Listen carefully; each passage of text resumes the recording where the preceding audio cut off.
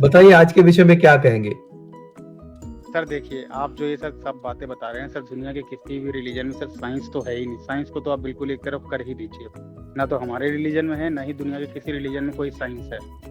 आज का देखो विषय नहीं है, लेकिन फिर भी मोटे मोटे तौर पे बता दूं। देखो हमारे रिलीजन में मल्टीवर्स की थियोरी है, वो आज पता लगी, हम करोड़ों साल से हम जानते हैं उसको। हमारे रिलीजन में ब्रह्मास्त्र है, परमाणु बम ओपेनहाइमर ने हमारे रिलीजन के स्ट्रेसेस को ढूंढ कर ही बनाया था।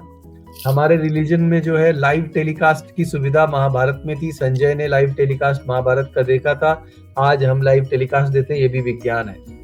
हमारे यहाँ जो है एक ऋषि मुनि दूसरे ऋषि मुनि से एक यंत्र के द्वारा जो है हजारों किलोमीटर दूर बैठकर बात कर लेता था, आज जिसको मोबाइल फोन कहते हैं, ये भी हमारे पुराणों में लिखा हुआ है बाकायदा।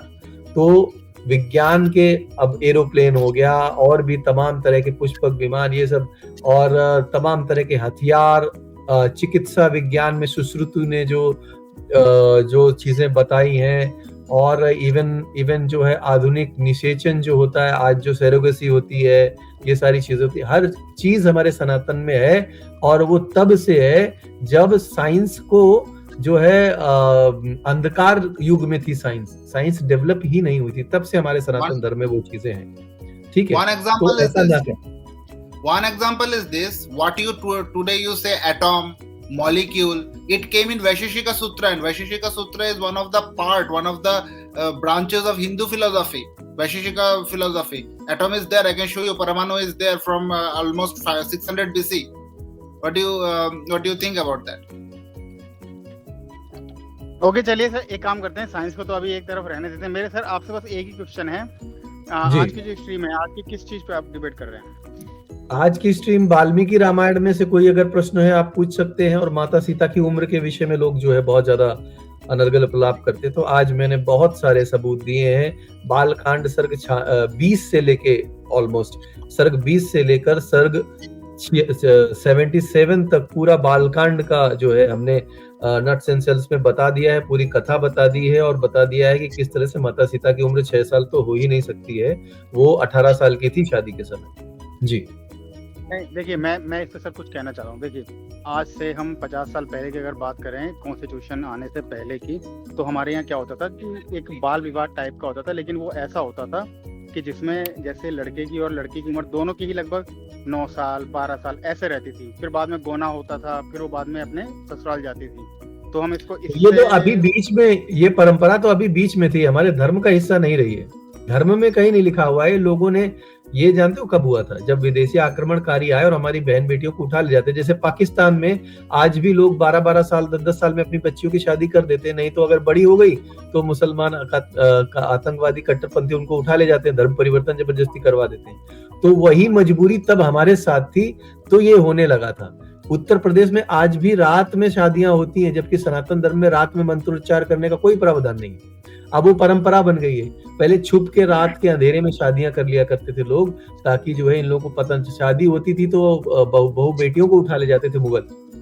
तो इन सब घटनाओं को, ये समाज में जब कोई इस तरह की विकृति आती है, तो ये जो है परंपराएं बन जाती है पीढ़ी दर पीढ़ी। तो आज भी नॉर्थ इंडिया में देखो, शादियां शाम को रात में ही होती, साउथ इंडिया में दिन में होती हैं, सिखों के यहाँ दिन में होती हैं। तो जहां मुगलों का प्रभाव जिस एरिया में ज्यादा था, वहां रात में शादियां होना शुरू हो गई। तो ये सीधे सीधे इस बात का सबूत है। पाकिस्तान में आज भी 10-10 साल की बच्चियों की शादियां हो रही। तो वो धर्म से ना जोड़ा जाए, वो हमारी मजबूरी थी, हमारी परिस्थिति ऐसी थी, इसलिए हमको करना पड़ता। जी हाँ जी। देखिए, मैं इस बारे में एक चीज अपनी स्पष्ट कर दूं कि कुछ लोग ये भी आक्षेप लगाते हैं कि जैसे जो इस्लाम धर्म में जो मोहम्मद थे, उनकी उम्र 53 साल थी लगभग, लेकिन उन्होंने जो शादी करी आयशा से, उसकी उम्र शायद 6 साल या 9 साल ऐसा कुछ माना जाता है। तो ये, इसको तो खैर हम इस रूप में तो बिल्कुल नहीं देख सकते कि भाई जो सीता जी की उम्र थी या जो राम की उम्र थी, भगवान राम की, तो इन दोनों में ज़्यादा डिफरेंस नहीं था। लेकिन अगर हम इस्लाम की बात करें तो उसमें तो एक बहुत ही बड़ा गैप आ जाता है। तो वो तो आज के समय में बिल्कुल जस्टिफाई नहीं कर सकते, कोई भी नहीं कर सकता। और रही बात कि इसमें जो बाल विवाह है, तो वो तो खैर अब हट चुका है। अब तो खैर बहुत कम हिस्से में अगर कभी एका दुका होती होंगी तो होती होंगी, खैर। और सर, मेरा जो आपसे प्रश्न था वो इस चीज पे था कि जो गणेश जी हैं और जो कार्तिक है, इन दोनों का जन्म कैसे हुआ?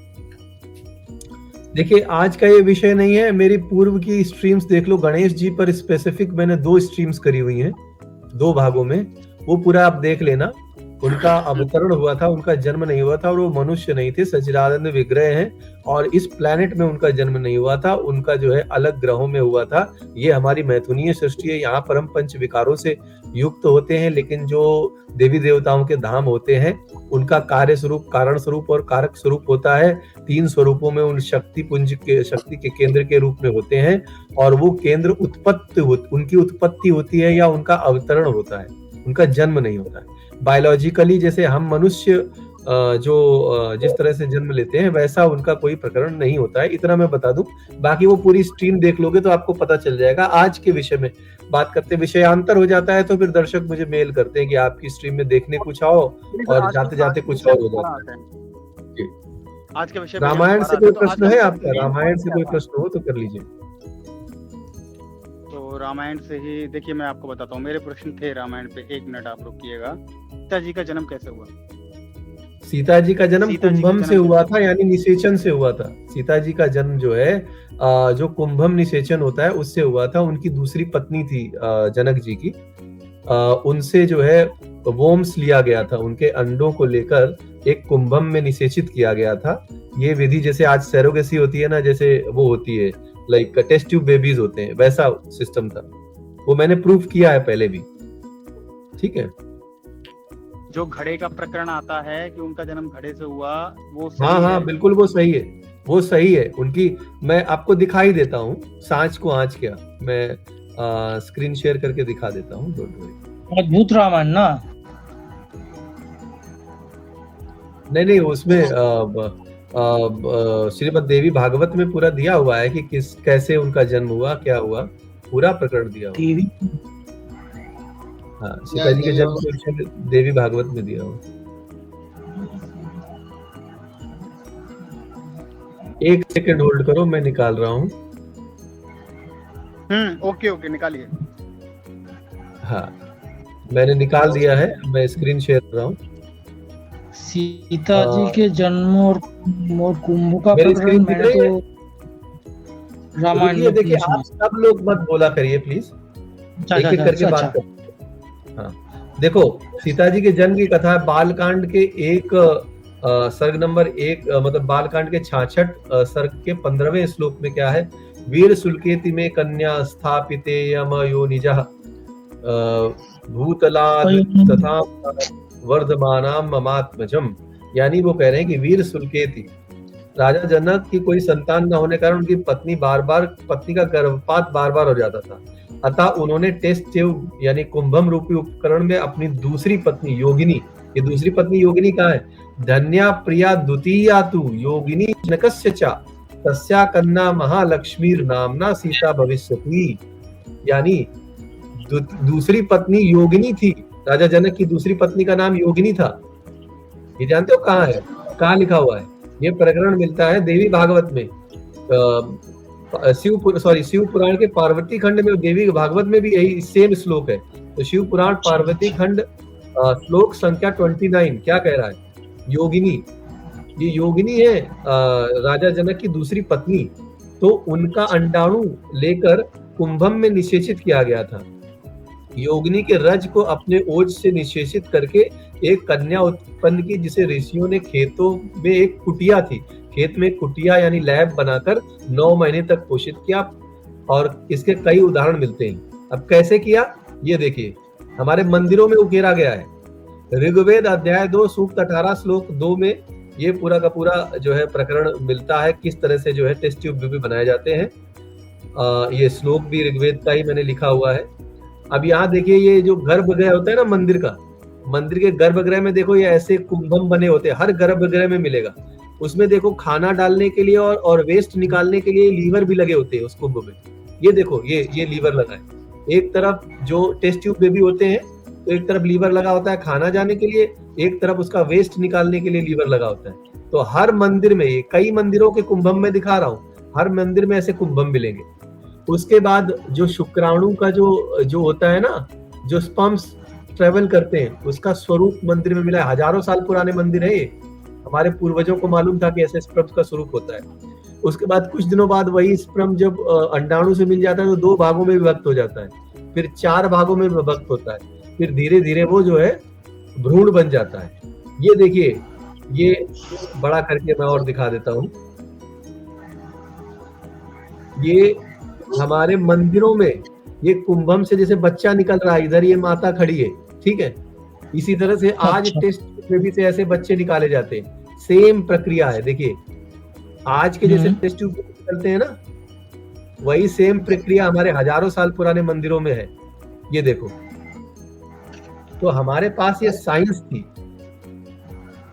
इस साइंस के तहत वैसे जिस प्रक्रिया के बारे में बात कर रहे हैं वो तो महाभारत में भी मिलता है। हाँ, महाभारत में कौरवों का जन्म भी इसी विधि से हुआ था, पांडवों का जन्म भी इसी विधि से हुआ था। अब देखो इस विधि से नहीं हुआ था, उसकी विधि शायद कुछ और रही थी। स्टेम सेल्स थे, वो स्टेम सेल्स थे, मैं बता रहा हूँ। देखिए कुंभम में जुड़वा बच्चे भी पैदा होते हैं। देखो हाँ? इस तरह से सिग्मा, स्टेल, ओवल, ओवरीवॉल, ये जो चीजें हैं, ये जैसे आज की डेट में ये होता है ना, साइंस ने जैसे डायग्राम बनाते हैं साइंस, वैसे उसी हजारों साल पुराने मंदिर में देखो हमारे यहाँ डायग्राम बना है। ये दिख रहा होगा आप लोगों को, ये डायग्राम सेम बना हुआ है। ये जो ये सारी साइंटिफिक नाम लिखे हुए वैसे ही यहाँ पर ये देखो लिखे हुए हैं। जुड़वा बच्चे जब पैदा होते हैं तो इस तरह से सेल्स, 2 सेल्स मिलते हैं, और ये कुंभम के ऊपर देखो 2 बच्चे खड़े हुए हैं। ये हमारे मंदिरों में बहुत पहले से उकेरा गया है, ठीक है। उसके बाद इतिहास में इसी विधि से अगस्त मुनि व उनकी जुड़वा बहन एवं कृपा व कृपाचार्य और कृपाचार्य की बहन यानी द्रोणाचार्य की वाइफ, वो भी इसी तरह से पैदा हुए थे। बहुत सारे ऐसे प्रमाण हैं, ठीक है। तो माता सीता योगिनी जो जनक की दूसरी पत्नी थी, उनके अंडाणुओं को एक कुंभम में निषेचित किया गया था, तब वो पैदा हुई थी, ठीक है। उत्तर मिल गया? कोई और प्रश्न है? फिर आगे बढ़ते हैं। वो तो चला ही गया शायद। चलिए, हमारे साथ और लोग जुड़े हुए हैं। अद्वैत जी, इस विषय में आप कोई टिप्पणी कर लें, उसके बाद आगे बढ़ते हैं। So in Sanatan Dharma, there is one complete theory, and that is within the Ayurveda. Ayurveda is the study of 3 dosh, Sapta Dhatu, Earth, and 3 Mala. This is the complete idea of the basic theory of Ayurveda. 3 dosh, Sapta Dhatu, and 3 Mala. 3 dosh is the Kapha, Pitta, and Vata. This is the 3 dosha. Sapta Dhatu. Sapta Dhatu are the 7 types of tissues in the body, and 3 Mala. 3 Mala is the basically the connecting fluids that are there that actually connect something. This is the 3 Mala, the chain. So these 3 kinds of things are there, and there is a thing known as Dhatu Siddhant. In Dhatu Siddhant, it is completely clear that how a baby is born, how cell differentiation occurs. Completely, it is there. And one I can tell you, if you want to check these things, read Dhatu Pushti Nyay. Dhatu Pushti Nyay is there. How tissues are developed. Okay. And you can read that book in Dhatu Pushti Nyay. For example, in Dhatu Pushti Nyay, you will find how another Upanishad is there, Garbhopanishad. In the Garbhopanishad, गर्भोपनिषद अपने पास बहुत बड़ा प्रमाण है जिसमें ये सब चीजों का लिखा हुआ है जी। So Garbhopanishad is there. You can read Garbhopanishad. You will find that these things were there. But yeah, another thing is that now you will ask me why these are not present in the standard Ayurvedic text, because these are secret. Even today, we have done a lot of research in stem cells. Lot of research have been done. Even how a human being can be brought is from the skin cells of human being. Only skin will be taken and ovum can be created. That process is also there, but you will not find these things in public. These are completely secretive things. Only 5 countries do the research, and those research are highly secret. Even nuclear weapon is not that secret. The stem cell research is kept as more secret, and in those days they might have this kind of danger, but they didn't want to tell it to the people. But yeah, we find, because directly if you read Mahabharata, in the Mahabharata it is clearly mentioned that 100 pieces were made of mass that Gandhari had produced, or Gandhari gave birth to a mass of cells, and each cell, it was made into 100 pieces, and from all the pieces, from each piece, one Kaurav came out. This cannot be possible without the idea of stem cells.